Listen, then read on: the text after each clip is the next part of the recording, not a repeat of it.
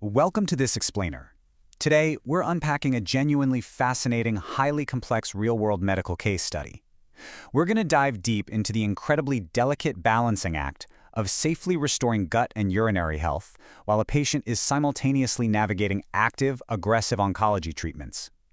We'll be looking directly at how to rebuild a devastated gut microbiome using targeted probiotics, specific fermented foods, and precise integrative protocols, all while recovering from severe urinary complications, and doing it all without disrupting their actual cancer therapy. It's a massive puzzle, and we're going to put the pieces together.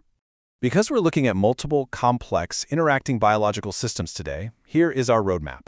We've got 6 parts. First, the delicate balancing act. Second, the L-glutamine warning. Third, rebuilding the gut microbiome. Fourth, urinary and kidney recovery. Fifth, integrative dietary anchors. And finally, collaborating with care teams. Section 1. The Delicate Balancing Act. Let's establish the severe baseline medical context for our case study, a patient named George. Imagine having to fight multiple systemic fires all at the exact same time. George's hospital nephrology consult confirms he has an oncology patient undergoing active prostate cancer treatments, specifically brachytherapy seed implantation and androgen deprivation therapy. But right in the middle of that, he's also recovering from a severe acute kidney injury, or AKI, which was caused by severe urinary retention. And to top it all off, treating that urinary crisis required heavy intravenous antibiotics, which completely decimated his gut microbiome.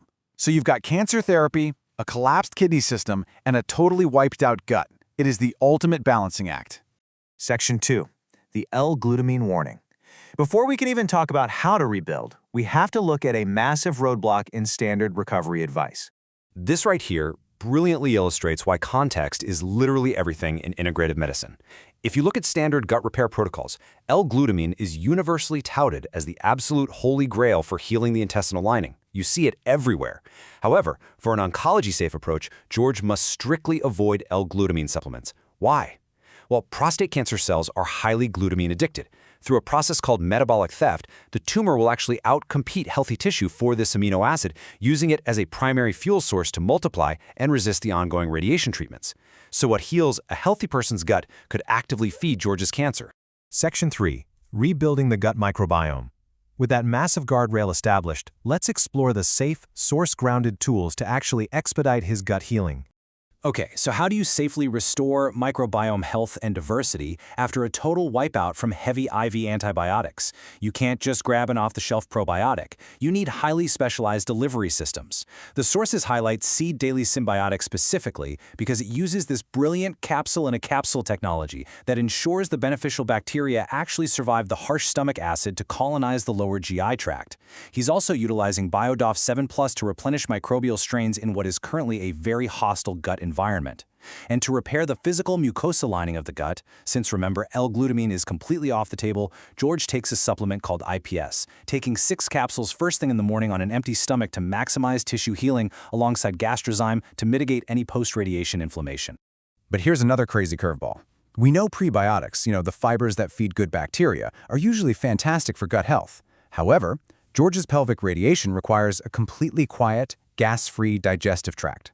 The targeting accuracy of his radiation literally depends on an empty rectum rule. Because of that, heavily fermentable, high-dose prebiotics like chicory root or acacia gum must be strictly paused. Any gas or bloating could actually shift his internal organs during the radiation treatment, and we absolutely cannot have that. Section 4. Urinary and kidney recovery. Now let's pivot from the gut and look at the highly compromised renal and urinary systems. To really grasp the acute kidney injury, we have to look at the physical blockage that caused it. His CT scan notes a significantly enlarged prostate, measuring 6.0 centimeters in diameter and packed with those radiation seed implants. That immense swelling essentially clamped down on his urethra, completely backing up the system. The scan also notes the presence of a Foley catheter, which was used to immediately drain that dangerous backup. Keeping this urinary tract uninhibited and flowing right now is absolutely mission critical. So, what goes into a renal recovery toolkit for a situation like this? It requires highly targeted support. The sources outline supplements like liquid aqueous zinc at 4 to 5 teaspoons daily. The prostate is highly zinc dependent, and this specific liquid form is extremely absorbable, helping to support healthy cell function and relieve some of that pressure. He's also taking urinary flow to actively break down bacterial biofilms. But honestly, perhaps the most important tool here is massive flushing hydration. We're talking at least 64 ounces of clean water every single day. The rationale is so crucial. As his body clears out the antibiotic metabolites, his kidneys are under immense stress. If he doesn't drink enough, his blood thickens and he risks what's called auto-intoxication, where those toxins are simply reabsorbed right back into the body. Section 5. Integrative dietary anchors. Beyond supplements, food serves as a critical, targeted anchor for systemic recovery. To build a truly comprehensive recovery net, we can map out exactly how specific foods are deployed physiologically. Frozen berries are used for maximum nutrient density, polyphenols, and safe fiber. Then we have fermented cabbage, like sauerkraut. This is huge for restoring gut health safely. Clinical research shows fermented foods have incredible beneficial effects on gut microbiota diversity. For George, fermented cabbage provides substantial post-antibiotic microbiome support, reintroducing beneficial bacteria naturally without relying on those gas-producing, isolated prebiotic powders we talked about earlier. He's also using white rice as a clean starch because it completely avoids the histamine responses and joint inflammation you sometimes see with mold-sensitive grains. Finally, lean proteins like whey isolate provide highly bioavailable amino acids for tissue repair, all without excess fat. To prevent any metabolic backup or indigestion, which by the way is incredibly common after a major renal stress event, George uses a very structured ginger protocol. He consumes exactly 1.2 grams of ginger 60 minutes prior to major meals. The active gingerols in it actually block alpha amylase and alpha glucosidase enzymes. Clinical precision shows this significantly increases the speed of gastric emptying. It literally drops the stomach's half-emptying time from 16.1 minutes down to 12.3 minutes. That enhances nutrient assimilation and really improves his insulin sensitivity. Section 6. Collaborating with care teams. Finally, how does a patient present this carefully calibrated plan to their oncology team?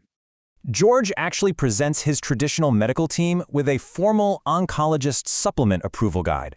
Within this guide, his file introduces some very advanced integrative concepts, like metabolic sensitization. This strategy investigates compounds like 2-deoxy-D-glucose, or 2DG, and ES936. Essentially, 2DG acts as a massive sugar roadblock. Cancer cells eagerly absorb it thinking it's food, but they can't actually process it. That jams up their energy pipelines. This effectively starves the tumor, weakening its defenses and making it highly vulnerable to the radiation therapy, all while completely sparing his healthy fibroblasts from extra toxicity. It's a brilliant metabolic strategy. And this specific quote brilliantly illustrates the level of patient advocacy we are talking about here. In a direct letter to his doctors, George writes, "I know I must strictly avoid isolated L-glutamine. Can you confirm that the naturally occurring amino acid profile in food-based gelatin is safe for me to use to break my fast?" He is actively engaging with his doctors to distinguish between a dangerous, isolated amino acid supplement that could feed his cancer and a naturally occurring whole food base used to gently coat his stomach. It is an absolute masterclass in collaborative, highly informed patient care. Which brings us to our conclusion. This case study leaves us with a truly provocative thought. How must we adapt standard wellness advice when balancing the recovery of multiple intersecting, compromised biological systems? As we saw with the L-glutamine warning and that prebiotic radiation caveat, true integrative medicine isn't just about throwing standard wellness advice at a problem and hoping it sticks. It requires highly individualized, heavily researched, and incredibly precise physiological calibration. It really makes you wonder how many standard health protocols might actually be doing more harm than good if we aren't looking at the full, complex picture of a patient's underlying conditions.